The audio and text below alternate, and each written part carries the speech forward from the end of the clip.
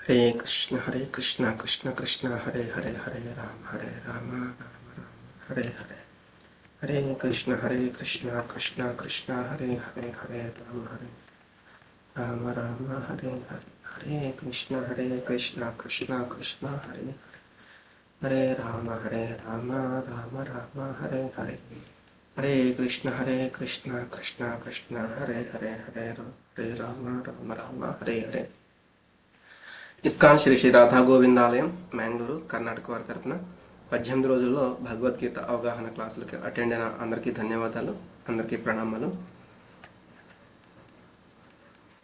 ముందుగా గురు ప్రణామాలు చూద్దాము. ఓం అజ్ఞానతిమిరాంధస్య జ్ఞానాంజనశలాకయా చక్షురున్మిలితం యేన తస్మై శ్రీ గురవే నమః.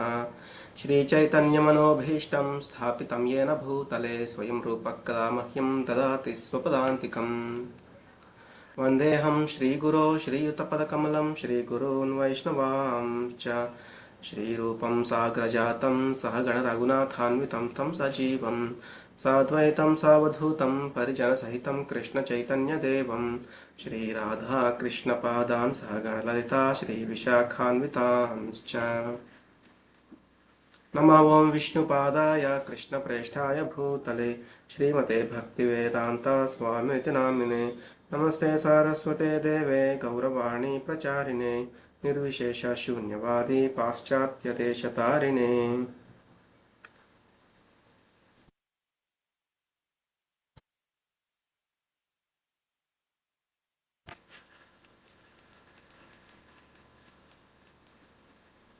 हे कृष्ण करुणा सिंधो दीनबंधो जगत्पते गोपेश गोपिका कांता राधा कांत नमोस्तुते. तप्त कांचन गौरांगी राधे वृंदावनेश्वरी वृषभानुसुते देवी प्रणमामि हरिप्रिये. वाञ्छाकल्पतरुभ्यश्च कृपा सिन्धुभ्य एव च पतितानां पावनेभ्यो वैष्णवेभ्यो नमो नमः. जय श्री कृष्ण चैतन्य प्रभु नित्यानंद श्री अद्वैत गदाधर श्रीवासादि गौरभक्तवृंद. हरे कृष्ण कृष्ण कृष्ण हरे हरे हरे राम राम राम हरे हरे. ఈ 18 రోజుల భగవద్గీత అవగాహన క్లాసుల్లో మనం ఈరోజు 10వ అధ్యాయము. ఈ అధ్యాయం పేరు భగవద్ విభూతి యోగము. అందరికీ స్వాగతం. మనం ఈరోజు ఈ 10వ అధ్యాయంలో భగవంతుడు అర్జునుడి ద్వారా మనకేమి చెప్తున్నారో చూద్దాము. ఏదైతే 9వ అధ్యాయంలో సగం భగవద్గీత పూర్తయినప్పుడు చెప్పారు ఏమని, మన్మనా భవ మద్భక్తో మధ్యాజీ మాం నమస్కురు మామే వైశ్యసి యుక్తైవం ఆత్మానం మత్పరాయణ. కాబట్టి నువ్వు నాకు నమస్కరిస్తూ ఉండు, నువ్వు నన్ను భక్తితో పూజిస్తూ ఉండని కూడా చెప్తూ ఆయనకి శరణాగతి అవమని చెప్తున్నారు అనమాట. ఇంకా భగవంతుడే కంటిన్యూ చేస్తున్నారు చెప్పడం. శ్రీ భగవానువాచ భూయ ఏవ మహాబాహో శృణు మే పరమం వచః యత్తేహం ప్రీయమాణాయ వక్ష్యామి హితకామ్యయా. శ్రీ భగవానుడు పలికాడు, మహాబాహులు గల ఓ అర్జున, నా మాటలు మళ్ళీ విను. నీవు నాకు ప్రియమిత్రుడవగుటచే ఇంతవరకు వివరించిన దానికంటే ఉత్తమమైన జ్ఞానము నీ హితము కొరకు చెప్పబోతున్నాను.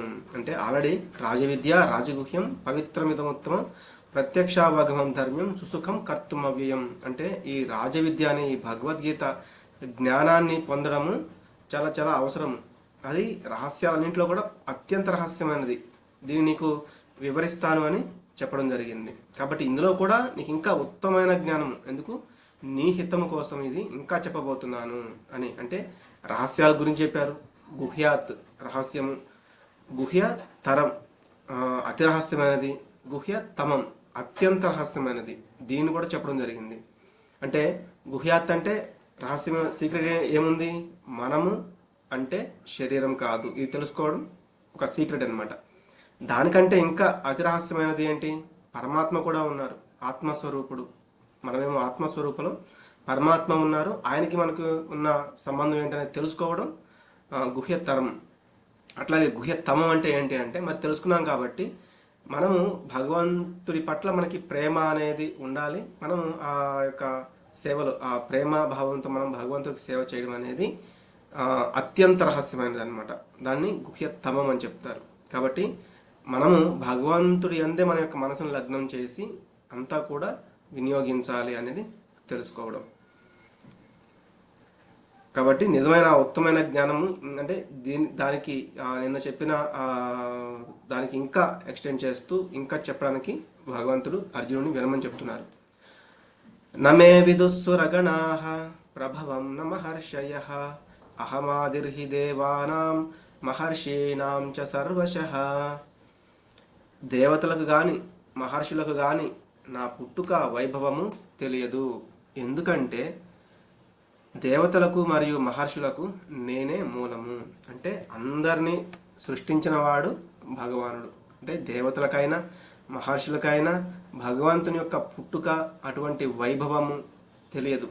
ఎందుకంటే మన తండ్రి యొక్క జన్మ అలాగే మన తండ్రి యొక్క బాల్యము ఎలా గడిచిపోయింది అనేది మనకు తెలియదు. మన యొక్క మన యొక్క పుట్టుక అలాగే మన యొక్క బాల్యం ఎలా గడిచిపోయిందని మన తండ్రికి తెలుస్తుంది. కానీ అతని యొక్క వివరాలు అనేవి మనకి ఎవరన్నా చెప్తేనో ఆయన చెప్తేనో మనకు అర్థమవుతుంది తప్ప లేకపోతే మనకి తెలియదు అనమాట. కాబట్టి మనం దానిని ప్రత్యక్షంగా చూడలేదు కాబట్టి మనకి అది అర్థం కాదు. కానీ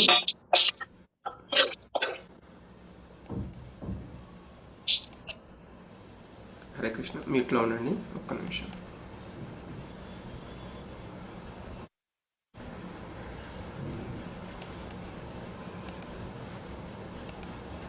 ఎస్ మాతాజీ, నేను మీకు ఒకసారి హ్యాండ్ రైజ్ చేయండి మాతాజీ. హరిత మాతాజీ,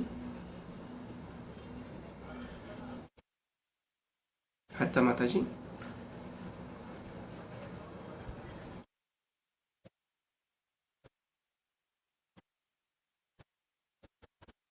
ఓకే, హరే కృష్ణ. కాబట్టి అదేవిధంగా ఏంటి, దేవతలకైనా ఋషులకైనా భగవంతుడి యొక్క మూలస్థానం ఆ యొక్క నిజ స్వరూపము వాళ్ళు అర్థం చేసుకోలేరు. ఎందుకు అంటే భగవంతుడు వీళ్ళు జన్మించే ముందే ఆల్రెడీ ఆయన ఉన్నాడు కాబట్టి. అలాగే పాండిత్యంతో అయినా కానీ మానసిక కల్పనతో అంటే భగవంతుడు అలా ఉండుండొచ్చు, భగవంతుడు ఇలా ఉండుండొచ్చు, మమ్మల్ని ఇలా సృష్టించుండొచ్చు, లేకపోతే భగవంతుడు మనం ఒకేసారి వచ్చి ఉండొచ్చు. ఇట్లా కొంత మనం దాన్ని ఊహించుకోవడం అనేది సరైన అవగాహన కాదు. అలా మనం సరిగా తెలుసుకోలేము. కాబట్టి కృష్ణుడి యొక్క భక్తుల యొక్క అపారమైన దయతో అలాగే ఇట్లా భగవద్గీత అవ్వచ్చు, శ్రీమద్ భాగవతం అవ్వచ్చు, లేకపోతే ఇంతకుముందు చెప్పుకున్నట్లుగా ప్రామాణికమైన గ్రంథముల ద్వారా ప్రామాణికమైన ఆధ్యాత్మిక ఆచార్యుల ద్వారా మనము ఈ నిజమైన స్థితి అనేది అవగాహన చేసుకోవడానికి వీలుంటుంది. మరి వాళ్ళు ఈ యొక్క వైభవం భగవంతుని యొక్క వైభవం తెలుసుకోలేరని చెప్తున్నారు. మనం చూస్తే బ్రహ్మ ఒకసారి ఆయన మోహం చెందుతారు, భ్రాంతికి గురవుతారనమాట. ఒకసారి కృష్ణుడు తన యొక్క బాల్య స్నేహితులతోటి ఆ వృందావనంలో ఉన్న అక్కడికి ఆవుల్ని అలాగే ఆవు దూడల్ని వీటన్నిటిని కూడా అక్కడికి తీసుకెళ్ళి అక్కడ వాళ్ళు ఆడుకుంటూ వాటిని మేపుతూ ఉంటారనమాట. అయితే కృష్ణుడు వాళ్ళ యొక్క స్నేహితులతో కూడా ఆడుకుంటూ ఉన్నప్పుడు బ్రహ్మకి డౌట్ వస్తుంది. అసలు ఈయన ఏదో చిన్న చూడడానికి చిన్న పిల్లవాళ్ళలాగా ఉన్నాడు, ఈయన భగవంతుడు అంటున్నారు, కొన్ని కార్యాలు అనేవి అంటే గొప్ప గొప్ప కార్యాలు అనేవి చేస్తూ ఉన్నారు. అసలు నిజంగా ఇతను భగవంతుడేనా కాదా పరీక్షిద్దాము అని ఆయన ఏం చేస్తారు, అక్కడ ఉన్న గోవుల్ని అలాగే గోప బాలుల్ని అంటే శ్రీకృష్ణుడి యొక్క బాల్య స్నేహితుల్ని వాళ్ళందరినీ కూడా ఆయన దొంగతనం చేసి అంటే అక్కడి నుంచి పట్టుకుని ఆయన లోకానికి వెళ్తూ ఉంటారనమాట. అట్లా జస్ట్ ఒక్క క్షణం అట్లా కొంచెం వెళ్ళి మరి భూలోక కాలంతో పోలిస్తే ఆ యొక్క ఉప్పర్ అంటే పైన ఉన్న లోకాల యొక్క సంవత్సరాలు అనేవి ఎక్కువగా ఉంటాయి అన్నమాట. అంటే మనకి ఇక్కడ ఒక సెకండ్ వాళ్ళకి వాళ్ళకి ఒక సెకండ్ మనకి ఇక్కడ కొన్ని సంవత్సరాలు అనేవి గడిచిపోతూ ఉంటాయి. కాబట్టి ఎట్లా అయితే బ్రహ్మ కొంచెం అట్లా పైకి వెళ్ళి కిందకి చూస్తారు, ఏం జరుగుతుందో చూద్దామని, అంతా యాజిటీస్గా జరిగిపోతూ ఉంటుంది. ఇది ఎలా సాధ్యమైంది అని ఆయన అనుకుంటాడనమాట. కాబట్టి కృష్ణుడు ఏం చేశాడు, అందరిలోకి అంటే ఆ గోపబాలులాగా అలాగే ఆవుల్లాగా ఆవు దూడల్లాగా మొత్తం ఆయన యొక్క అవతారం అంటే ఆయన విస్తరించారనమాట. అన్నింటిలోకి విస్తరించి ఆ యొక్క పిల్లవాళ్ళలాగా వాళ్ళ తల్లిదండ్రులకి వెళ్తున్నాడు, అలాగే ఆవులాగా వాళ్ళ యొక్క ఇంటికి వెళ్తున్నాడు, వెళ్ళి మళ్ళీ యాజిటీస్గా తర్వాత రోజు మళ్ళీ ఇటు వస్తున్నాడు, మళ్ళీ అక్కడికి వెళ్తున్నాడు. అలాగే వీళ్ళు ఎవరైతే ఉన్నారో తమ తల్లిదండ్రులు వీళ్ళందరూ కూడా ఆ పిల్లల్ని చూసి ఇంకా ఇంకా ఎక్కువ ఆనందాన్ని పొందుతున్నారంట. అంటే అంతకుముందు వాళ్ళ పుత్రవాత్సల్యం ఎలా ఉండేదో దానికంటే కూడా ఇంకా ఎక్కువగా పుత్రవాత్సల్యం అనేది పొందుతున్నారు. ఎందుకు? సాక్షాత్గా భగవంతుడే ఆ బాలుడు యొక్క రూపంలో వాళ్ళ ఇంటికి వెళ్తున్నాడు. కాబట్టి ఇలా భగవంతుడే అన్ని విస్తారాలుగా విస్తరించి అందరి ఇళ్ళకి వెళ్ళి, అంటే ఏమీ జరగలేదు అన్నట్లుగా వాళ్ళందరినీ కూడా ఉంచారనమాట. ఆ తన్మయత్వానికి గురి చేశారు. అప్పుడు బ్రహ్మకు అర్థమైపోతుంది. వెంటనే తిరిగి వచ్చేస్తారు. తిరిగి వచ్చేసి భగవంతుని యొక్క పాదాల మీద దగ్గర ఇట్లా దీనంగా కూర్చుని మమ్మల్ని క్షమించండి అని వేడుకుంటారనమాట. నాకు తెలియక ఇదంతా జరిగింది అని. తర్వాత ఎప్పుడైతే ఇంద్రుడు, మరి ఆయన కూడా దేవతలకు రాజు, మరి ఆయన కూడా ఒకసారి యశోద నందులు అంటే నందమహారాజు అంటారు. ఈ ప్రతి సంవత్సరం మనము ఈ ఇంద్రుడి యొక్క పూజ చేస్తూ ఉన్నాము, ఈ సంవత్సరం కూడా అట్లాగే పూజ చేద్దామా అని ఆ యొక్క కార్యానికి తలపెడతారనమాట. అప్పుడు కృష్ణుడు చెప్తారు, ఇంద్రుడి కంటే కూడా మనకి ఈ గోవర్ధన గిరి ఏదైతే ఉందో దీని ద్వారానే మనకు కావాల్సినవన్నీ కూడా లభిస్తూ ఉన్నాయి. కాబట్టి మనం గోవర్ధన గిరికి పూజ చేద్దాము అని చెప్తారు. అప్పుడు నందుడు ఫస్ట్ అది కరెక్ట్ కాదేమో అంటాడు. కానీ ఎప్పుడైతే కృష్ణుడు చెప్తారో సరే అని వాళ్ళందరూ కూడా ఈ గోవర్ధనగిరికి పూజ చేయడం జరుగుతుంది. దానికి ఆగ్రహించిన ఇంద్రుడు విపరీతంగా 7 రోజులు, అంటే 7 పగళ్ళు 7 రాత్రులు విపరీతంగా మేఘాలని పిలిచేసి ఆ యొక్క వర్షాన్ని ఒక తుఫాను మాదిరిగా కురిపించేస్తూ ఉంటాడనమాట. అప్పుడు ఆయన చిటికిన వేలు, ఏది ఎడమ చేతి యొక్క చిటికిన వేలుతోటి ఆ గోవర్ధనగిరి పర్వతాన్ని లేపి పట్టుకొని అందరినీ కూడా, అంటే ఆ బృందావన వాసులు, ఆ గోవులు, ఎవరైతే అన్ని చిన్న చిన్న పక్షులు ఇవన్నీ ఏవైతే ఉన్నాయో అందరినీ కూడా అక్కడికి రమ్మని చెప్పి ఆ గోవర్ధనగిరి కింద అందరినీ కూడా ఏమి ఇబ్బంది లేకుండా ఆయన ఆ 7 రోజులు కూడా కాపాడతారనమాట. ఇలా అంటే ఆఖరికి ఇంద్రుడు కూడా ఏం జరిగింది తెలుసుకోలేకపోయాడు సాక్షాత్గా భగవంతుడే అని. వెంటనే ఆయన వస్తారు, భగవంతుడికి శరణాగతి పొంది క్షమించమని అడిగి ఆయన భగవంతుడికి 7 రోజులు 7 పగళ్ళు యశోదాదేవి ఏంటంటే ఆయనకి రోజుకి 8 సార్లు నైవేద్యం అనేది పెడుతూ, అంటే ఆయనకి ఆహారం అనేది ఇస్తూ ఉండేదన్నమాట. మరి ఆయన ఆ 7 రోజులు కూడా ఏమీ తీసుకోలేదు. కాబట్టి ఇంద్రుడు ఏం చేస్తాడు, 7 × 8 56, కాబట్టి దాన్ని ఏమంటారు హిందీలో చెప్పన్ భోగ్ అంటారు అనమాట. అప్పటి నుంచి ఈయన 56 రకాల వంటకాలు అనేవి కృష్ణుడికి చేసి తీసుకొస్తారనమాట ఇంద్రుడు.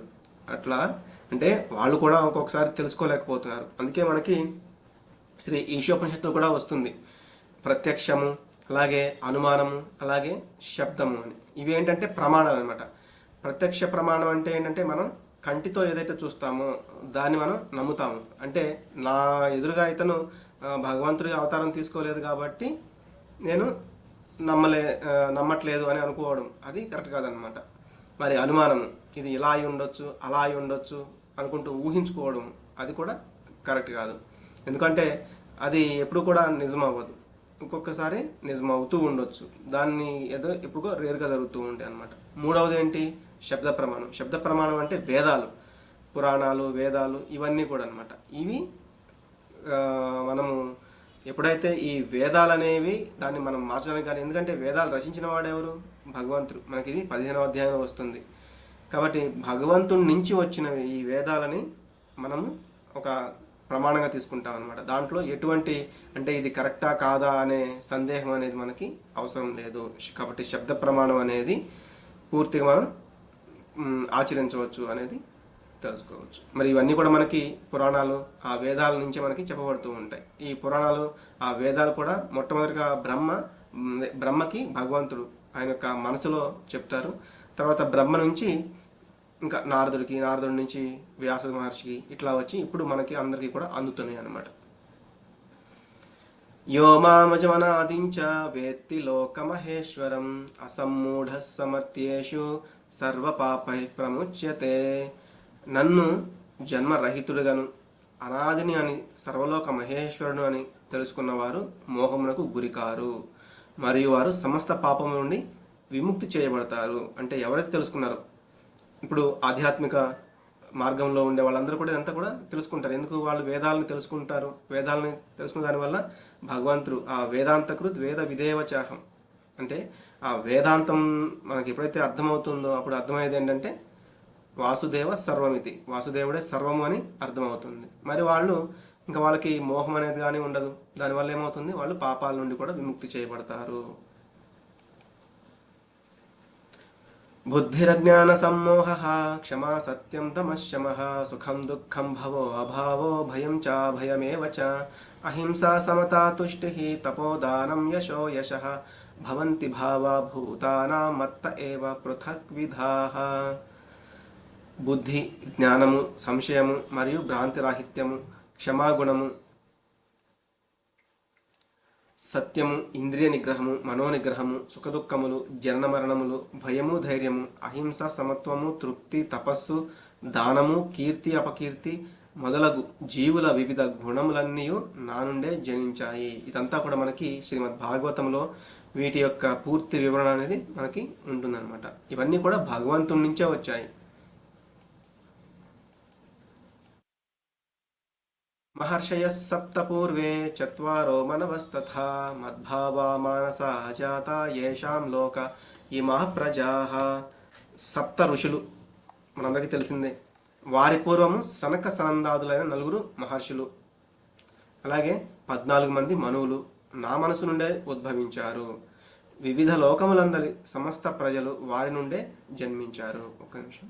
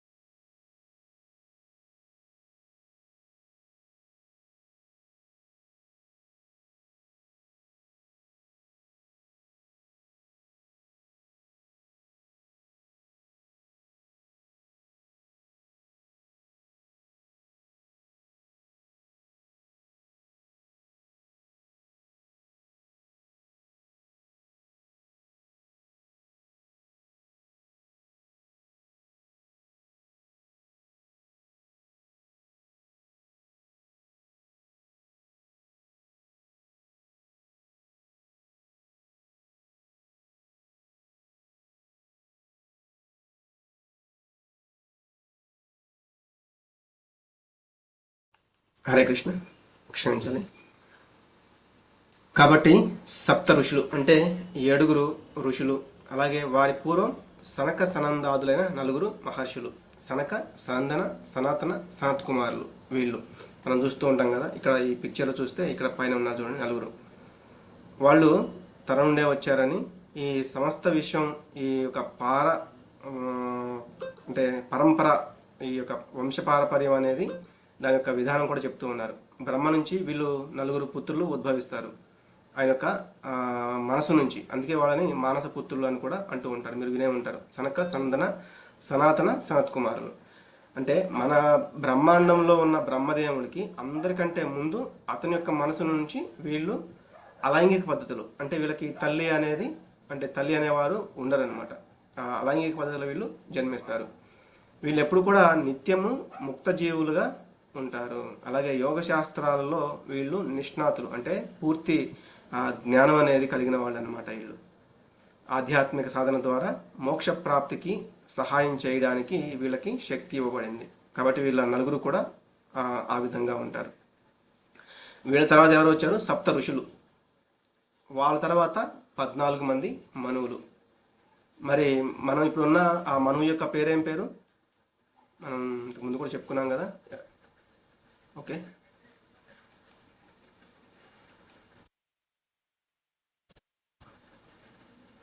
ఓకే, మీరు అన్మ్యూట్ చేసుకోవచ్చు. ఇప్పుడు మనకున్న మనువు పేరు ఏం పేరు? వైవస్వన మనమంత్రే కదా. కాబట్టి ఇప్పుడున్న మనువు పేరు ఏంటంటే వైవస్వత మనువు. ఇట్లా 14 మంది మనువులు ఉంటారు, వాళ్ళకి కూడా పేర్లు ఉన్నాయి అన్నమాట. కాబట్టి వీళ్ళకి ఏంటంటే మన యొక్క ఈ మనుష్య జాతిని వీళ్ళు దేవతాలోకాల్లో ఉంటూ మన యొక్క వైదిక ధర్మాన్ని నిలిపి రక్షించే అధికారం వాళ్ళకి ఇవ్వబడింది అనమాట. ఇప్పుడు మనం 7వ మన్వంతరకాలంలో ఉన్నాము.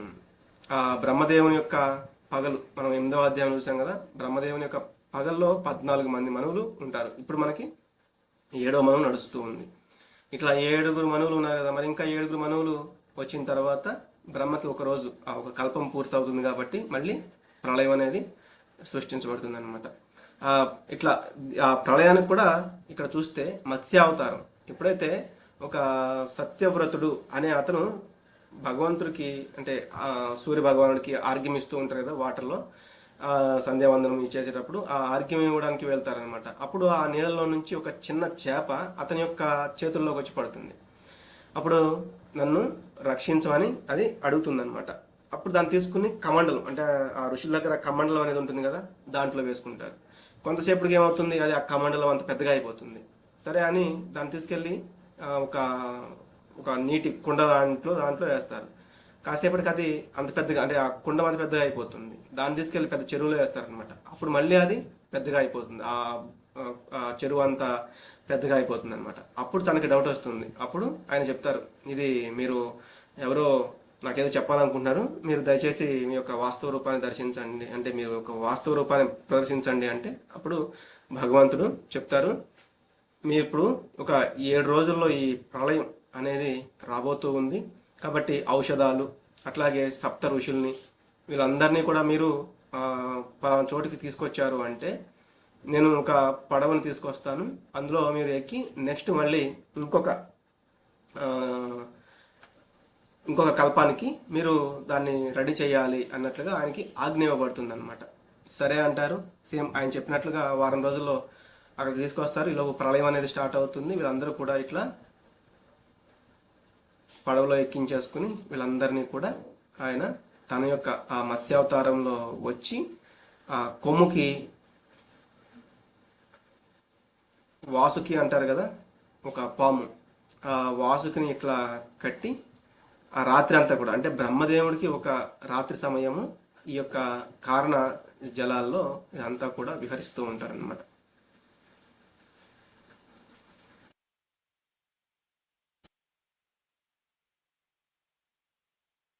ఏతాం విభూతిం యోగం చ మమ యో వేతి తత్వతః సోవికంపేన యోగేన యుజ్యతే నాత్ర సంశయః. నా మహిమలను దివ్యశక్తులను యథార్థంగా తెలిసిన వారు నిశ్చలమైన భక్తి యోగంలో నెలకొంటారు. ఈ విషయంలో ఎలాంటి సందేహానికి తావులేదు. కాబట్టి భగవంతుని యొక్క మహిమలని ఆయన యొక్క దివ్యశక్తులని మనం ఎవరైతే ఉన్నట్టుగా మనం తెలుసుకుంటున్నామో వాళ్ళు భక్తి యోగంలో నెలకొని వాళ్ళు ఆ యొక్క అంటే అందులో డౌట్ లేదు, వాళ్ళు భక్తి యోగంలో నెలకొనడానికి వాళ్ళకి అవకాశం ఉంటుంది అని చెప్తున్నారు. మనం ఇప్పుడు ఈ 8వ శ్లోకం నుంచి 11వ శ్లోకం వరకు ఏమంటారంటే భగవద్గీత యొక్క సారాంశము, చతుశ్లోకి భగవద్గీత అంటారు. కాబట్టి మనం ఈ సారాంశాన్ని మనం చాలా జాగ్రత్తగా అర్థం చేసుకోగలిగితే భగవద్గీత సారం మొత్తం కూడా ఇక్కడ ఉంది అని చెప్తూ ఉంటారు. అహం సర్వస్య ప్రభవో మత్తః సర్వం ప్రవర్తతే ఇతి మత్వా భజంతే మాం బుధా భావ సమన్వితాః. నేనే సమస్త సృష్టికి మూల ఉత్పత్తి స్థానమును, అంటే సమస్త సృష్టికి ఆధ్యాత్మికం అవ్వచ్చు, భౌతికం అవ్వచ్చు, మొత్తం కూడా నా నుంచే వస్తుంది. నా వలనే సమస్తము కూడా నడుస్తుంది, నా వలనే వస్తుంది, మళ్ళీ అది నడిచేది కూడా అంటే పోషించేవాడిని కూడా నేనే.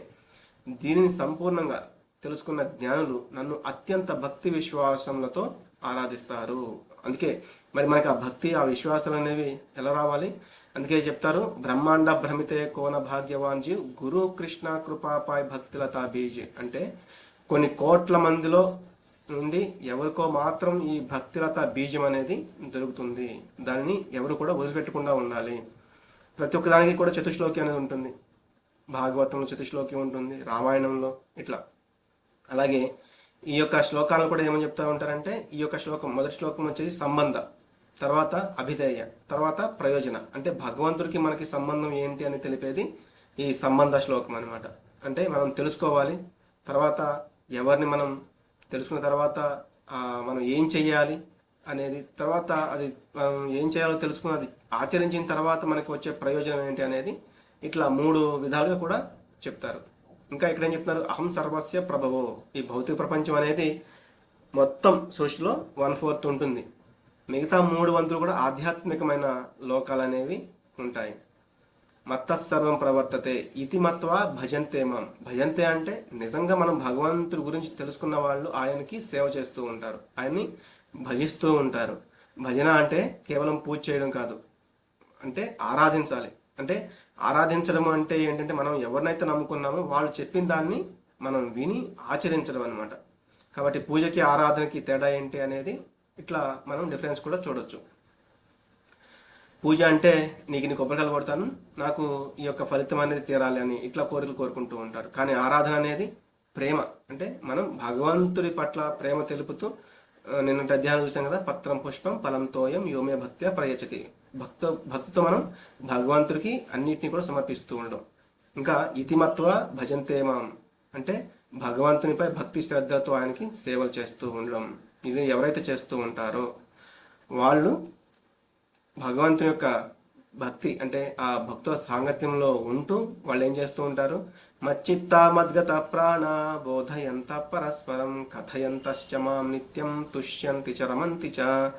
శుద్ధ భక్తులు మనస్సు నాయందే లగ్నం చేసి వారి జీవితాలను శరణాగతితో నాకే అర్పించి ఎల్లప్పుడూ నాయందే సంతుష్టులై ఉంటారు. ఒకరినొకరు నా గురించి తెలుపుకుంటూ మరియు నా వైభవాల గురించి చర్చించుకుంటూ అత్యంత తృప్తిని పరమ ఆనందమును అనుభవిస్తూ ఉంటారు.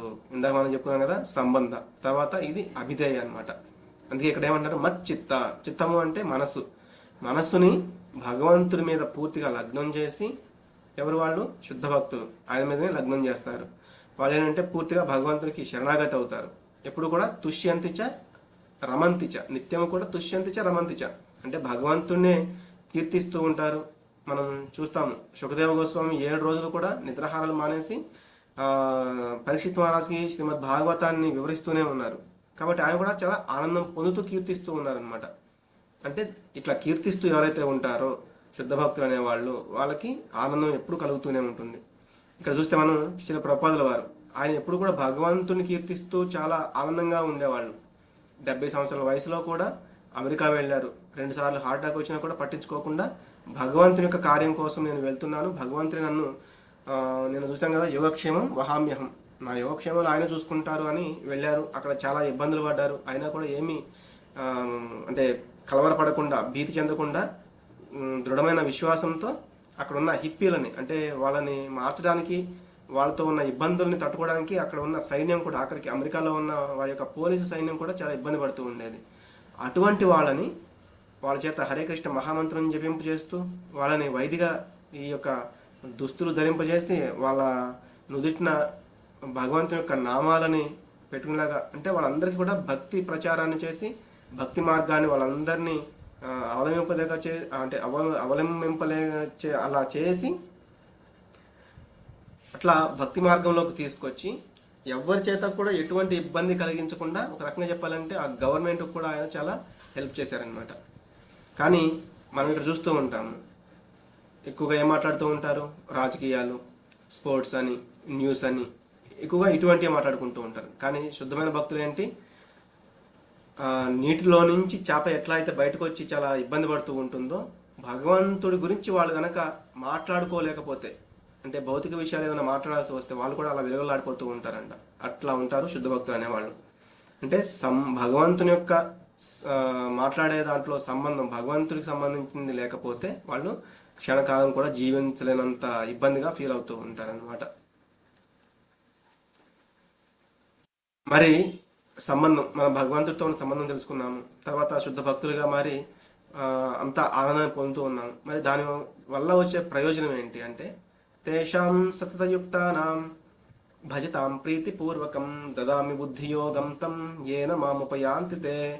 ప్రేమపూర్వక భక్తితో సదా నన్ను సేవించే వాళ్లకు నేను బుద్ధియోగం ప్రసాదిస్తాను. అంటే ఆ బుద్ధి ఎలా పనిచేయాలో నేనే చెప్తాను, దానిచే వారు నన్ను చేరగలుగుతారు. అంటే ఎవరైతే భక్తి శ్రద్ధలతో భగవంతుడి మీదనే మనసు పెట్టి భగవంతుడి యొక్క నామస్మరణ చేస్తారో అటువంటి వాళ్ళకి భగవంతుడే ఏదో విధంగా భగవంతుడు అంటే ఎవరో తెలిసేలాగా చేస్తారు, అలాగే అతని యొక్క చేరుకునే మార్గాన్ని కూడా మనకి ప్రసాదిస్తారు అని చెప్తున్నారు. అందుకే మనం ఆరంభంలో ఇప్పుడు ఈ జపం అనేది కానీ లేకపోతే హరే కృష్ణ మహామంత్రం కానీ ఏదైనా భగవంతుని నామాలని మనం జపించాలి అంటే అంత ఆనందం అనేది ఉండకపోవచ్చు, చాలా ఇబ్బంది పడవచ్చు, కొత్తగా ఉంటుంది కాబట్టి నోరు కూడా పలకడానికి ఇబ్బంది పడుతూ ఉండొచ్చు. కానీ పర్వాలేదు, దాన్ని మెకానికల్గా అంటే యాంత్రికంగా అయినా చేయడం మనం మొదలు పెట్టాలి. అప్పుడు కొంతకాలం తర్వాత మనకి అది మన యొక్క పట్టుదలను చూసి ఇక్కడ భగవంతుడు చెప్పారు కదా, దదామి బుద్ధి యోగంతో, మనకి ఆ బుద్ధి అనేది ఇస్తారు. ఎట్లా మనం ఇంకా ఇంకా గొప్పగా భగవంతుడి యొక్క నామాన్ని జపించేలాగా ఆయన మనకి దారి చూపిస్తారు. చూస్తే ఇక్కడ గోపికలు, వాళ్ళు ఎప్పుడు కూడా భగవంతుడి యొక్క సేవలోనే ఉండేవాళ్ళు. కృష్ణుడికి ఏది నచ్చితే అది చేసేవాళ్ళు. అందుకే వాళ్ళు శుద్ధ భక్తులు.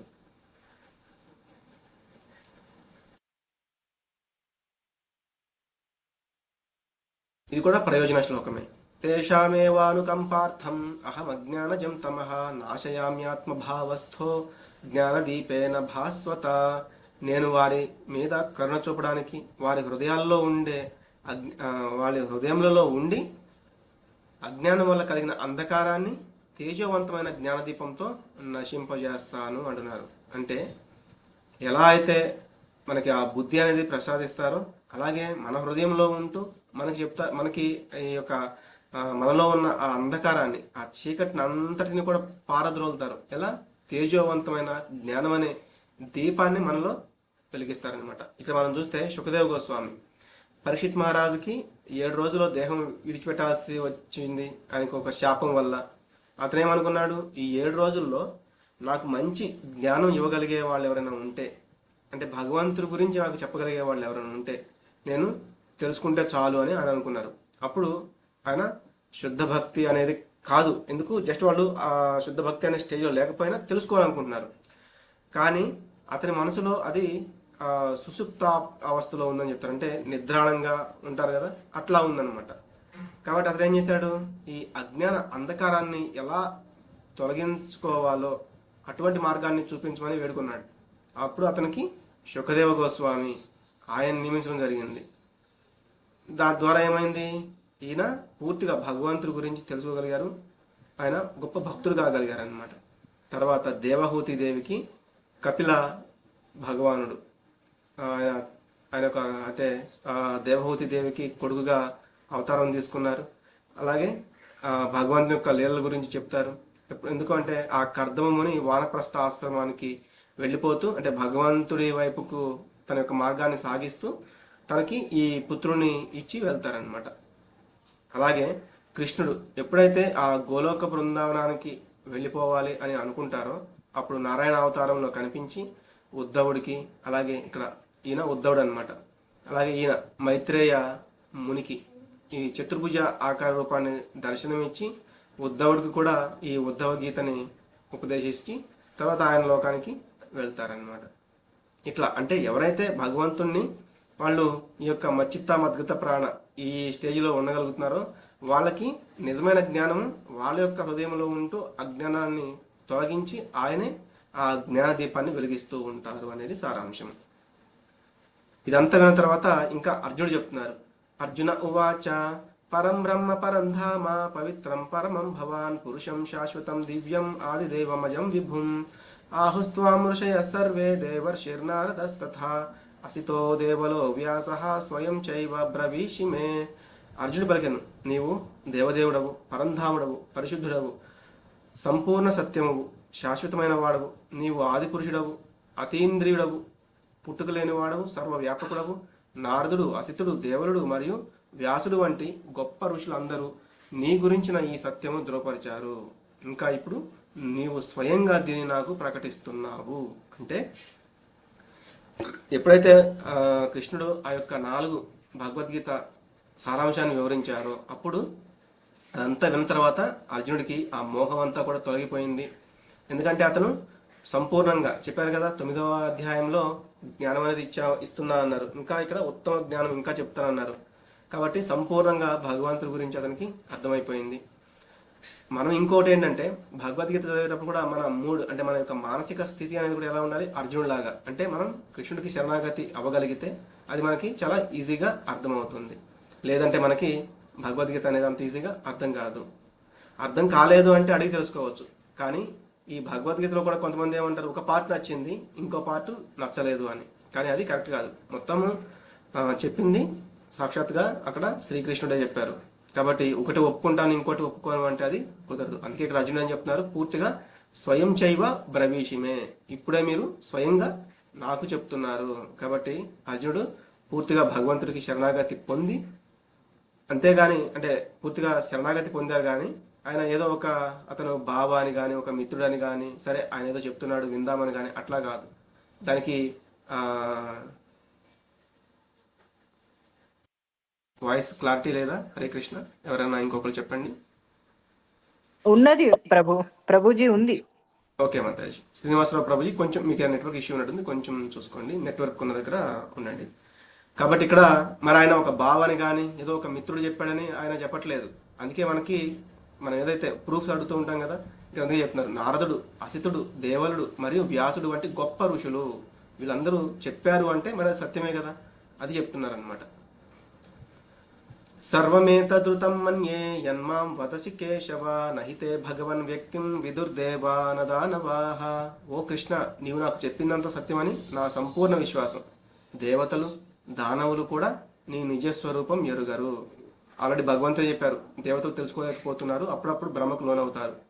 మరి దేవతలు తెలుసుకోలేరు, అలాగే దానవులు కూడా భగవంతుని యొక్క నిజస్వరూపం తెలుసుకోలేరు. స్వయమేవాత్మనాత్మానం వేత్తత్వం పురుషోత్తమ భూత భావన భూతేశ దేవదేవ జగత్పతే. ఓ పురుషోత్తమ, నీవు సమస్త భూతాలకు మూల కారణుడవు, అధిపతివి, దేవతలందరకు దేవుడవు, జగత్తుకంతటికి నాథుడవు. అందుకే ఆయన జగన్నాథుడు అంటారు. నిన్ను గురించి నీవే నీ అంతరింగ శక్తి ద్వారా ఎగగలదు. కాబట్టి భగవంతుడి గురించి భగవంతుడికి మాత్రమే తెలుస్తుంది, మనకి తెలియదు. ఓ కృష్ణ, ఓ యోగేశ్వర, నేను నిన్ను నిరంతరము ఎలా స్మరించగలను, ఎలా తెలుసుకోవాలి? ఓ దేవాది దేవ, ఏ ఏ స్వరూపాలలో నిన్ను నేను గుర్తు చేయగలను అని అడుగుతున్నారు. ఓ జనార్దన, నీ యొక్క దివ్య మహిమలను మరియు అవతారములను మరలా విస్తారంగా వివరింపము. నీ వచనామృతమును వింటూ ఉంటే ఎన్నటికీ తనివి తీరదు. అంటే ఆయన అహం సర్వస్య ప్రభవు అంటే మొత్తం కూడా నా నుంచి వచ్చిందని చెప్పారు కదా. ఇదంతా అయిన తర్వాత అర్జునుడు ఏమంటున్నారు, నీ యొక్క దయ వలన నాకు అనుభవం అయింది, నా బుద్ధి కూడా ఇప్పుడు ఒక మంచి మార్గంలోకి వచ్చింది, నిజమైన జ్ఞానం అనేది నాకు వచ్చింది, తద్వారా నిన్ను నేను దేవాది దేవుడిగా అంగీకరిస్తున్నాను. కానీ సామాన్య మానవులు ఏమనుకుంటారు, ఇదంతా కూడా అర్జునుడు ఏదో ముఖస్థుతి చేస్తున్నాడు ఇట్లా అనుకుంటారు. కాబట్టి వాళ్ళందరి తరపున శ్రీకృష్ణుడి యొక్క ఈ సర్వ వ్యాపకత్వమును వివరించమని అడుగుతున్నాడు. ఎందుకంటే సామాన్య మానవులు, ప్రత్యేకించి నిరాకారవాదులు అనే వాళ్ళు ఉంటారు కదా, వాళ్ళు ఈ ప్రపంచంలో భగవంతుని యొక్క ఈ అస్తిత్వాన్ని వాళ్ళు ఎరగలేరు, వాళ్ళు తెలుసుకోలేరు. కాబట్టి వాళ్ళ కోసం కూడా ఆయన అడుగుతున్నారు. ఇంకా ఇక్కడ మీరు చెప్తుంటే అంటే ఆ వచనామృతం మీరు ఇంకా వివరిస్తూ ఉంటే, మీ అవతారాల గురించిన విస్తారము, నీ వచనామృతం వింటూ ఉంటే నాకు తనివి తీరడం లేదు. అంటే ఆయన యొక్క చెవుల్లో ఒక అమృతం పోసినట్లుగా భగవంతుడు చెప్పే ఆ అమృతమైన వాక్కులు, ఆ వచనామృతం అనేది ఇంకా ఇంకా వినాలని అనిపిస్తూ ఉంది. అది విన్న తర్వాత భగవంతుడు చెప్తున్నారు, శ్రీ భగవానువాచ హంతతే కథయిష్యామి దివ్యా హ్యాత్మ విభూతయ ప్రాధాన్యత కురు శ్రేష్ఠ నాస్త్యంతో విస్తరస్య మే. శ్రీ భగవానుడు పలికెను, ఓ అర్జున, నా దివ్య వైభవాలను గురించి అలాగే చెప్తాను. నా విభూతులకు అంతం లేనందువల్ల ముఖ్యమైన వాటిని నీకు వివరిస్తాను. అంటే నా విభూతులు అనేవి అన్నీ కాదు, కొన్ని మాత్రమే, అవి కూడా ఏంటి ముఖ్యమైనవి మాత్రమే వివరించి చెప్తాను. ఎందుకు అంటే మన యొక్క ఇంద్రియాలు పరిమితం, కాబట్టి భగవంతుని యొక్క పూర్తి శక్తుల గురించి మనం గ్రహించలేము, అది అర్థం చేసుకోవడం కూడా సాధ్యం కాదు. అయినా కానీ కృష్ణ భక్తులు భగవంతుణ్ణి అవగాహన చేసుకోవడానికి ఎప్పుడు కూడా ప్రయత్నం చేస్తూ ఉంటారు. కాబట్టి ఇక్కడ అర్జునుడు, నేను ప్రయత్నం చేస్తానేమో కాబట్టి మీరు వివరించండి అన్నట్లుగా అడగడము, దానికి భగవంతుడు చెప్పడం, వివరిస్తాను విను అన్నట్లుగా ఇక్కడ ఈ శ్లోకంలో చెప్తున్నారు. అహమాత్మా గుడాకేశ సర్వభూతాశయ స్థిత అహమాదిశ్చ మధ్యం చ భూతానామంత ఏవ చ. నేను సర్వభూతముల హృదయంలో కూర్చుని ఉన్న పరమాత్మను. ఎలా అయితే కామదక్షాయి విష్ణువు నుంచి ఆయన యొక్క స్వేద రంధ్రాల నుంచి బ్రహ్మాండాలనే వస్తాయి, ఆ బ్రహ్మాండాల్లో ప్రతి ఒక్క బ్రహ్మాండంలో కూడా గర్భోదకశాయి విష్ణువు ఉంటారు. ఆయన యొక్క గర్భం నుంచి తామతుడు రావడము, దాంట్లోని ఒక పుష్పము, దానిపైన బ్రహ్మ కూర్చుని ఉండి తర్వాత సృష్టి అనేది చేస్తూ ఉంటారు. మరి అన్ని జీవభూతాల్లో కూడా ఆయన పరమాత్మ రూపంలో మళ్ళీ క్షీరోదశాయి విష్ణువు రూపంలో అందరి హృదయాల్లో ఉంటారు పరమాత్మ రూపంలో. అందుకే ఇక్కడ అహమాత్మ గుడాకేశ అని చెప్తున్నారు. అలాగే సర్వభూతాయశ స్థిత అంటే సర్వభూతాలలో నేను తిష్ట వేసుకుని, అంటే నేను పరమాత్మ రూపంలో ఉన్నాను. నేనే సర్వప్రాణుల ఆది, మధ్యము మరియు అంత్యము. అంటే ఉత్పత్తి ఆయనే, మనల్ని ఉత్పత్తి చేసేది ఆయనే, మనల్ని పోషించేది ఆయనే, మనల్ని ప్రళయ కారణం కూడా ఆయనే. ఆదిత్యానామహం విష్ణు, జ్యోతిషాం రవిరంశుమాన్, మరీచిర్మరుతామస్మి, నక్షత్రాణామహం శశి. ఆదిత్యులలో నేను విష్ణువును. 12 మంది ఆదిత్యులు అనే వాళ్ళు ఉంటారు. వాళ్ళలో విష్ణువు అంటే వామన అవతారంలో వచ్చారు కదా, ఆ విష్ణు అవతారము నేనే. తేజస్సులో నేను ప్రకాశవంతమైన సూర్యుడిని. అంటే ఆ సూర్యుడు యొక్క తేజస్సు ఏదో ఉందో అది కూడా భగవంతుడే. మరుతులలో మరీచిని, మరియు ఆకాశ నక్షత్రాలలో చంద్రుడను నేను. దితికి 49 మంది పుత్రులు ఉంటారు, వాళ్ళు మరుతులు అనమాట. వాళ్ళు ఆ మరుతులైన 49 మందిలో కూడా మరీచి అనే వాడిని, అతను ఉత్తమమైన వాడు, అతని నేనే అని చెప్తున్నారు. వేదానాం సామవేదోస్మి, దేవానామస్మి వాసవః, ఇంద్రియాణం మనశ్చాస్మి, భూతానామస్మి చేతన. వేదంలో నేను సామవేదమును, దేవతలో నేను స్వర్గరాజు ఇంద్రుడను, ఇంద్రియంలో నేను మనస్సును, జీవులలో నేను ప్రాణమును. అంటే ఆ దేహాల్లో ఉండే ఆ ప్రాణం, ఆ జీవం ఏదైతే ఉందో అది చైతన్యము నేనే అని చెప్తున్నారు. కాబట్టి వేదాలలో సామవేద గానం అంటారు కదా, అది. అలాగే మన యొక్క చైతన్యం, ప్రాణము భగవంతుడే. చైతన్యం లేకపోతే ఈ శరీరం అనేది మృతదేహం అయిపోతుంది. రుద్రాణం శంకరశ్చాస్మి, విత్తేశో యక్ష రక్షసాం, వసూనాం పావకశ్చాస్మి, మేరు శిఖరినామహం. సమస్త రుద్రులలో నేను శివుడను. 11 మంది రుద్రులు ఉంటారు, వాళ్ళలో నేను శివుడను. యక్ష రాక్షసులలో ధనపతి కుబేరుడను, వసువులలో అగ్నిని, మరియు పర్వతాలలో మేరు పర్వతము నేనే. ఇది చాలా ఎత్తైనది అనమాట ఈ మేరు పర్వతం అనేది. అలాగే కుబేరుడు ఆ యక్ష రాక్షసులలో మొత్తం దేవతల యొక్క ధన దానికి అధిపతి అతనే. పురోధసాం చ ముఖ్యం మాం విద్ధి పార్థ బృహస్పతిం, సేనానీనామహం స్కందః, సరసామస్మి సాగరః. ఓ అర్జున, పురోహితులలో ముఖ్యుడైన బృహస్పతి అంటే దేవతల యొక్క గురువు. సేనాపతులలో నేను కార్తికేయుడును. దేవతలకి సేనానాయకుడు ఎవరంటే కార్తికేయుడు. మరియు జలాశయాల్లో నేను సముద్రుడిని. అంటే అన్నిటికీ నదులన్నిటికీ కూడా అధిపతి సముద్రుడు, అది తెలుసుకోవాలి. మహర్షీణాం భృగురహం, గిరామస్మ్యేకమక్షరం, యజ్ఞానాం జపయజ్ఞోస్మి, స్థావరాణాం హిమాలయః. మహర్షులలో నేను భృగు మహర్షిని. భృగు మహర్షి చాలా గొప్పవాడు. దివ్య ధ్వనులలో నేను ఓంకారము. అంటే ఆ శబ్ద రూపంలో ఉన్న ఓంకారం, ఇవన్నీ కూడా వేదాలు, ఇవన్నీ కూడా శబ్ద ప్రమాణం అని తెలుసుకున్నాం కదా, వాటన్నిటికీ కూడా మూలము ఓంకారము. అలాగే ఈ యజ్ఞంలో నేను జపనామమును. అంటే హరే కృష్ణ కృష్ణ కృష్ణ హరే హరే, హరే రామ రామ రామ హరే హరే అంటూ చేస్తే ఈ జపం ఏదైతే ఉందో, మనం ఈ యొక్క యుగానికి కూడా మనం తెలుసుకున్నాం కదా, యజ్ఞం అనేది ఏంటి అంటే జపం చేయడం. కాబట్టి ఈ భగవంతు యొక్క నామాన్ని ఎల్లప్పుడూ కూడా జపిస్తూ ఉండడం. ఆ యజ్ఞములలో యజ్ఞానం జపయజ్ఞోస్మి, ఆ జపం ఏదైతే ఉందో అది కూడా నేనే, నా యొక్క శక్తి అని చెప్తుంది. అశ్వత్థ సర్వవృక్షాణం, దేవర్షీణాం చ నారదః, గంధర్వాణాం చిత్రరథః, సిద్ధానాం కపిలో ముని. అన్ని వృక్షములలో నేను అశ్వత్థ వృక్షము అంటే రావి చెట్టును. దేవర్షులలో నేను నారదుడును. మనం నారదుడి గురించి కూడా చాలా చోట్ల వేరే రకంగా, అంటే తెలియని వాళ్ళు మూర్ఖులు కొంచెం వేరే విధంగా చెప్తూ ఉంటారు నారదుడిని. కానీ నారదుడు చాలా గొప్ప భక్తుడు అనమాట. నారదు యొక్క వీటి ద్వారానే, సందేశాల ద్వారా, అలాగే ఆయన యొక్క కృప ద్వారానే ప్రహ్లాదుడు, అలాగే ధ్రువ మహారాజు, అలాగే వ్యాస మహర్షి, ఇటువంటి వాళ్ళు చాలామంది శుద్ధ భక్తులు కాగలిగారనమాట. కాబట్టి అంత గొప్పవాడు నారదుడు. మరి ఆ నారదుడు ఎవరు? భగవంతుడే.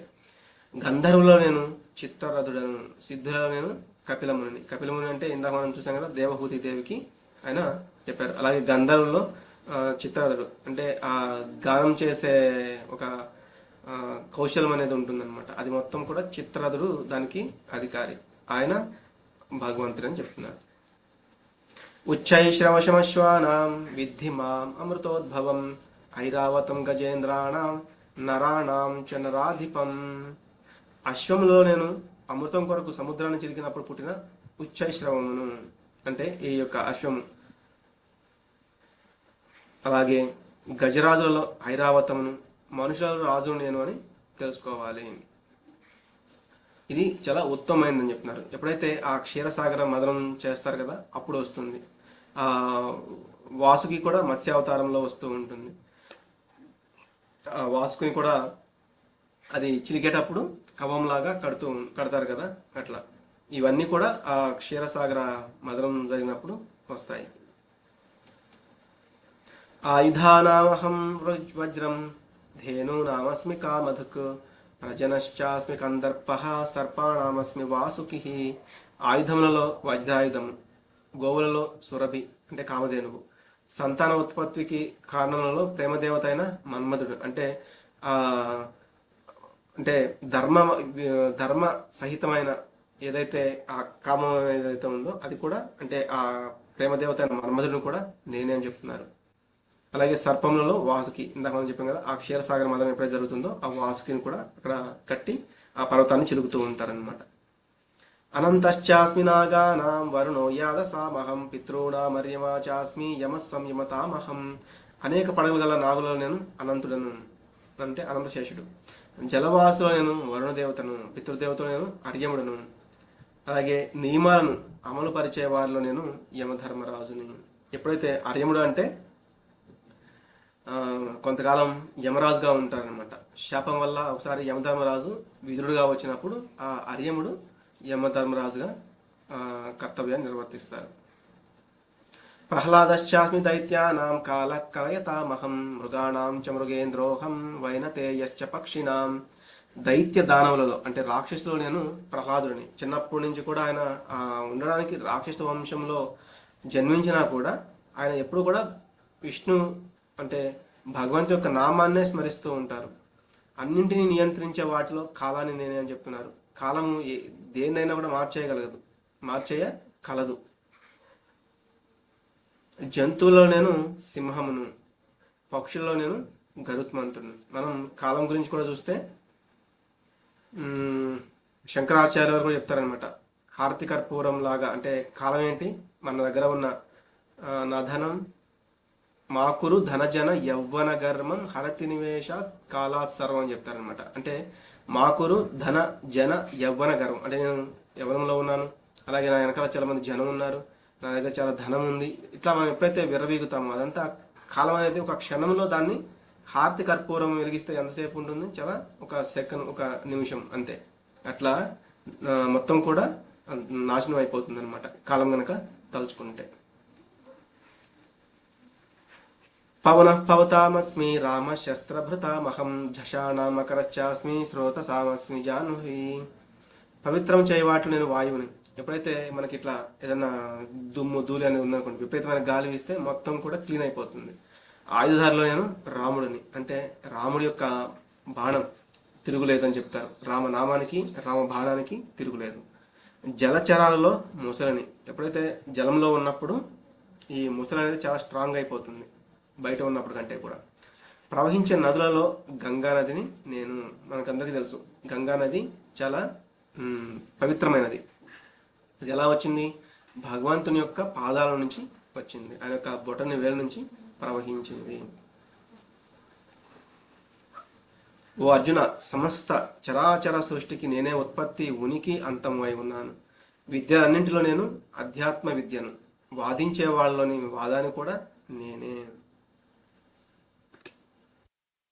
అక్షరాల్లో ఆకారాన్ని నేను, సమాసాల్లో నేను ద్వంద్వ సమాసాన్ని, నేను నాశనం లేని కాలాన్ని, సృష్టికర్తలలో బ్రహ్మను సృష్టించిన వాడు భగవానుడే. అలాగే కాలం అన్ని రకాల సంహారకర్తలలో లాస్ట్ది ఏంటంటే కాలం అనమాట. కాబట్టి సమస్తాన్ని కూడా సంహరింపవేస్తుంది. నేను సర్వాన్ని సంహరించే మృత్యువును, కలగబోయే సమస్తానికి మూలాన్ని, స్త్రీలోని కీర్తి, సంపద, వాక్కు, జ్ఞాపక శక్తి, మేధ, ధైర్యం, ఓర్పు నేనే. నేను సామవేద గానాలలో బృహత్సామాన్ని, ఛందస్సులలో గాయత్రిని, మాసాలలో మార్గశీర్షాన్ని, ఋతువులలో వసంత ఋతువును. సమవేదంలో బృహసాం అనమాట, అంటే భగవంతుని కీర్తిస్తూ ఉంటుంది కాబట్టి ఆ రుచి అనేది వస్తుంది. మార్గశీర్షం అంటే మనకి నవంబరు, డిసెంబరు ఈ నెలలో ఏంటి మనకి పంట అనేది చేతికి వస్తూ ఉంటుంది, అంటే లక్ష్మీదేవి గ్రామాల్లో తాండవిస్తుంది అని చెప్తూ ఉంటారు. ఇంకా వసంత ఋతువు అతి వేడిగాను ఉండదు, అతి చల్లగాను ఉండదు, చాలా మనకి చాలా మధురంగా ఉంటుంది అనమాట. ద్యూతం ఛలయతామస్మి తేజస్తేజస్వినామహం జయోస్మి వ్యవసాయోస్మి సత్వం సత్వవతామహం. మోసములలో జూదాన్ని నేను, తేజోవంతులలో తేజస్సును, విజేతల విజయాన్ని, కృషి తెలిపే వాళ్ళ కృషిని, బలవంతుల బలాన్ని కూడా నేనే. మోసగాళ్ళలో జూదం, చాలా తెలివితేటలు ఉంటాయి మోసం చేసే వాళ్ళకి, ఆ తెలివి నాదే అని చెప్తున్నారు. అందుకే మోసగాళ్ళకు కూడా మోసగాడు. మోసం చేయాలనుకుంటే భగవంతుడి నుంచి ఎవరిని కూడా కాపాడలేరు ఆయన మోసం చేయాలనుకుంటే. బలవంతులలో ఉండే ఆ బలము, గోవర్ధనగిరి పర్వతాన్ని ఇంకా ఎవరు కూడా దాన్ని అంత ఈజీగా దాన్ని ఎత్తలేరు, 7 రోజులు దాన్ని అట్లా మోయలేరు. అటువంటి వారిలో మళ్ళీ బలం కూడా ఆయనే. ఇంకా యాదవులలో వృష్ణుదేవుడను, వాసుదేవుడను. యాదవులలో వృష్ణీనాం వాసుదేవోస్మి పాండవానాం ధనంజయ మునీనామప్యహం వ్యాస కవీనాం ఉషనా కవి, కవీనాం ఉషనా కవి. యాదవులలో వాసుదేవుడను అంటే కృష్ణుడను, పాండవులలో అర్జునుడను, అలాగే మునులలో వ్యాసుడను. మనకి అందరిలో కూడా వ్యాసదేవుడు, ఆ వ్యాసదేవుడు ఇచ్చిన ఈ వేదాల యొక్క జ్ఞానం ద్వారానే మనమంతా కూడా భగవంతుడి గురించి తెలుసుకోగలుగుతున్నాం అనమాట.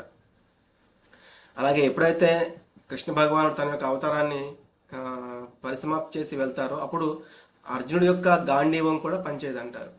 అంటే ఆ పాండవులలో అర్జునుడిలో ఉన్న శక్తి కూడా నాదే. ఇంకా గొప్ప ఆలోచన పరులలో శుక్రాచార్యుడు. ఎప్పుడైతే వామనావతారంలో విష్ణు భగవానుడు వస్తారో అప్పుడు ఆ బలిచక్రవర్తికి శుక్రాచార్యుడు చెప్తారు, వచ్చింది సాక్షాత్గా విష్ణువు కాబట్టి మనల్ని మోసం చేయడానికి వచ్చాడు, నువ్వు అతను అడిగిన ఆ వరం అనేది ఇవ్వద్దు, ఆ 3 అడుగులేది అనేది ఇవ్వద్దు అని. కానీ ఆ బలిచక్రవర్తి ఏమంటారు, వచ్చింది సాక్షాత్గా విష్ణు భగవానుడు అయినప్పుడు పర్లేదు, ఆయన యొక్క చెయ్యి కింద ఉండి నా చెయ్యి పైన ఉంటుంది కాబట్టి నేను ఆయన అడిగినవి ఇస్తాను అని చెప్తారు. కాబట్టి శుక్రాచార్యుడికి అంత తెలివి అనేది ఉంటుంది. ఇంకా ధర్మ విరుద్ధతను అణిచివేత మార్గాలను శిక్షణ. ఎప్పుడైతే ధర్మానికి హాని అనేది జరుగుతూ ఉంటుందో అప్పుడు వారికి మరి శిక్ష వేయాలి కదా, ఆ శిక్ష భగవానుడే. విజయం కోరుకునే వారిలో వ్యూహం. మరి ఏదన్నా మనం విజయం కోరుకోవాలి, ఒక ప్లాన్ అనేది ఉండాలి, ప్లాన్ ప్రకారం చేస్తే అది విజయం లభిస్తుంది. మరి ఆ ప్లాన్ ఆయనే. రహస్యాలలో మౌనం. రహస్యం అంటే ఏంటి, మనం దాన్ని ఎక్కడ కూడా రివీల్ చేయకూడదు, అంటే మౌనంగా ఉండాలి. కాబట్టి ఆ మౌనం అనేది భగవంతుడే. మరియు వివేకవంతుల్లో ఉండే ఆ జ్ఞానం కూడా నేనే అని చెప్తున్నాడు.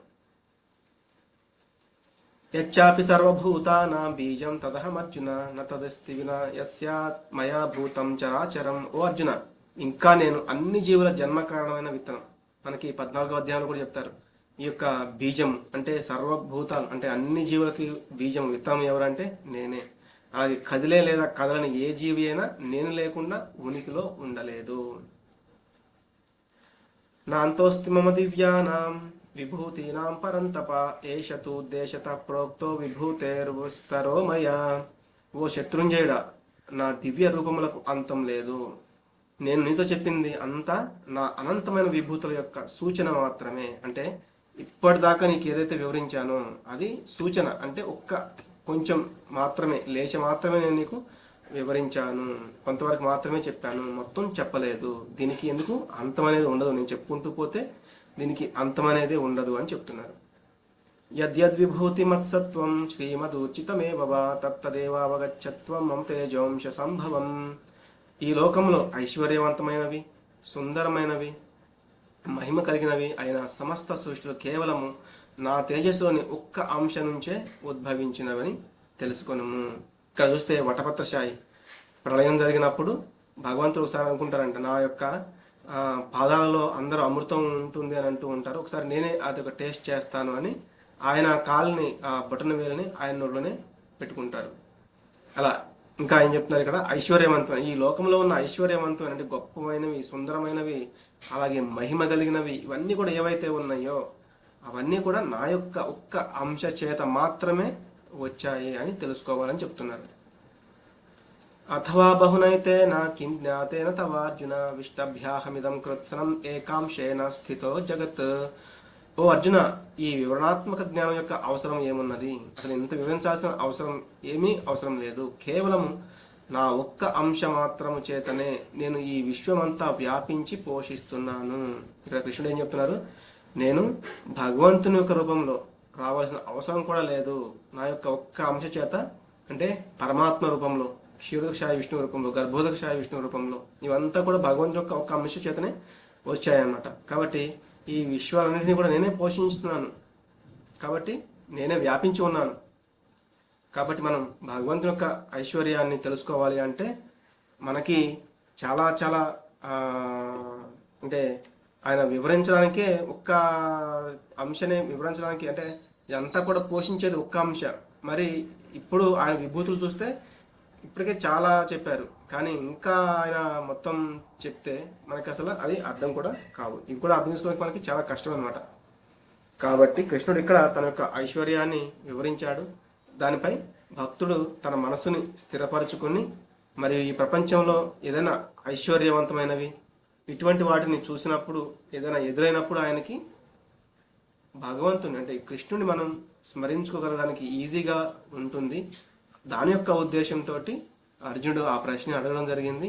భగవంతుడు కూడా ఆ యొక్క అర్జునుడు మాధ్యమంగా మనందరికీ కూడా చెప్తున్నారు. కాబట్టి ఇటువంటివి ఏవైతే ఉన్నాయో అన్నిటిని చూసినప్పుడు మనకి కృష్ణుడు గుర్తు రావాలి అనేది ముఖ్యమైన సారాంశం. ఓకే, మనం ఇక్కడ విరామం తీసుకుందాము. రేపు 11వ అధ్యాయం విశ్వరూప సందర్శన యోగం అనమాట. ఇవాళ ఏదైతే ఒక థియరీ లాగా చెప్పారో అది ప్రాక్టికల్గా చూపిస్తారనమాట. అది రేపు మనం 11వ అధ్యాయం చాలా అద్భుతంగా ఉంటుంది. అందరూ కూడా అటెండ్ అవ్వడానికి ప్రయత్నం చేయండి. అటెండ్ అయిన అందరికీ కూడా ధన్యవాదాలు. మీరు కూడా నాతో పాటు ఈ మహామంత్రాన్ని జపించడానికి ప్రయత్నం చేయండి. వాంఛాకల్పతరుభ్యశ్చ కృపాసింధుభ్య ఏవ చ పతితానాం పావనేభ్యో వైష్ణవేభ్యో నమో నమః. అనంతకోటి వైష్ణవ బృంద్ की जय. नमाचार्य श्री हरिदास ठाकुर की जय. श्रीमद् भगवद गीता की जय. पतिपावन श्री प्रपाद की जय. हरे कृष्णा कृष्णा कृष्णा हरे हरे, हरे राम राम राम हरे हरे. हरे कृष्णा कृष्णा कृष्णा हरे हरे, हरे राम राम राम हरे हरे. हरे कृष्णा कृष्णा कृष्णा हरे हरे, हरे राम राम राम हरे. हरे कृष्णा कृष्णा कृष्णा कृष्ण हरे हरे हरे राम राम